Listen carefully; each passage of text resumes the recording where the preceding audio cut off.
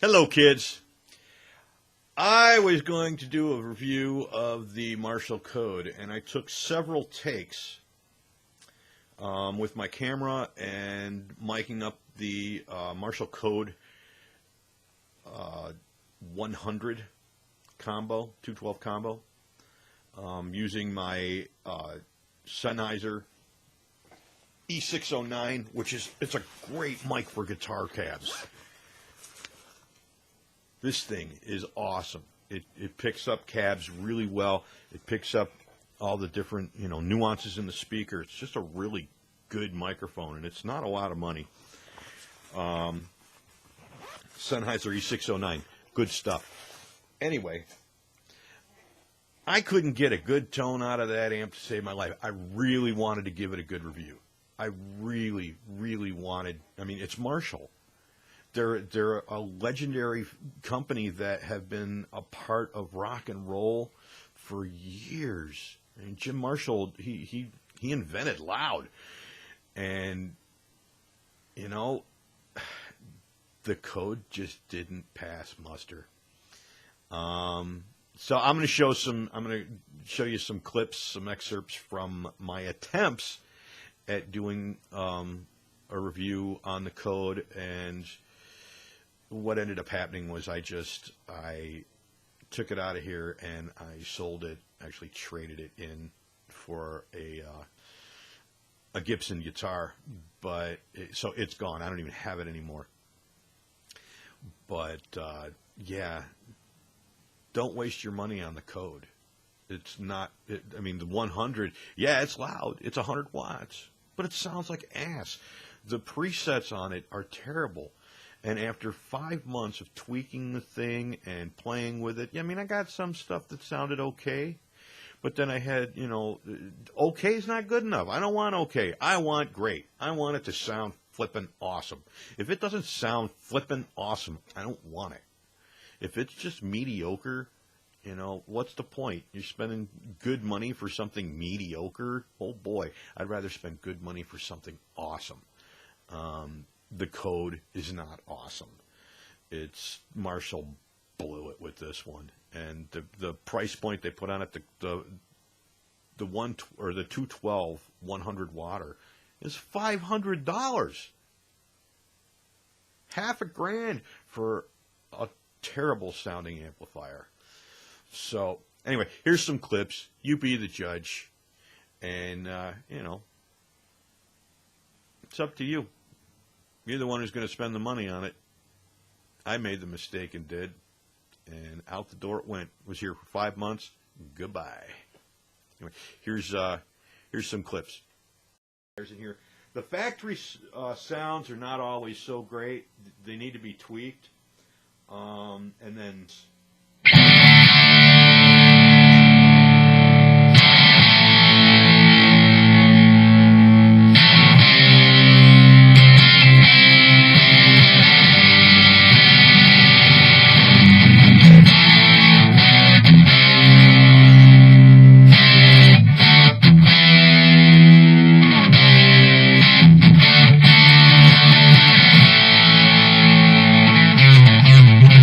It's called Stranglehold, so I'm guessing it's Ted Nugent preset.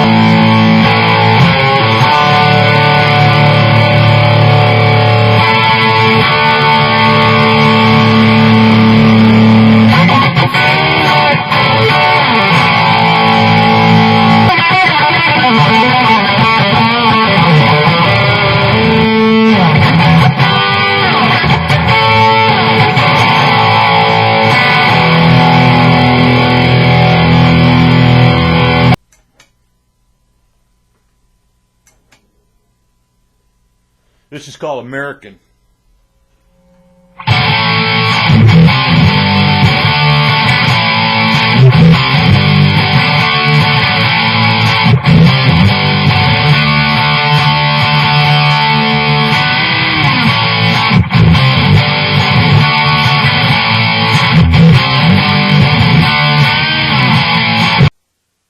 Okay, so there you have it.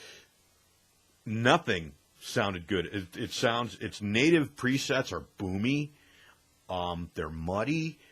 They are fizzy, and the tone is just horrible. I couldn't get a good tone out of the thing. Like I said, you know, I tweaked and tweaked and tweaked and got some stuff that sounded okay, but nothing sounded awesome.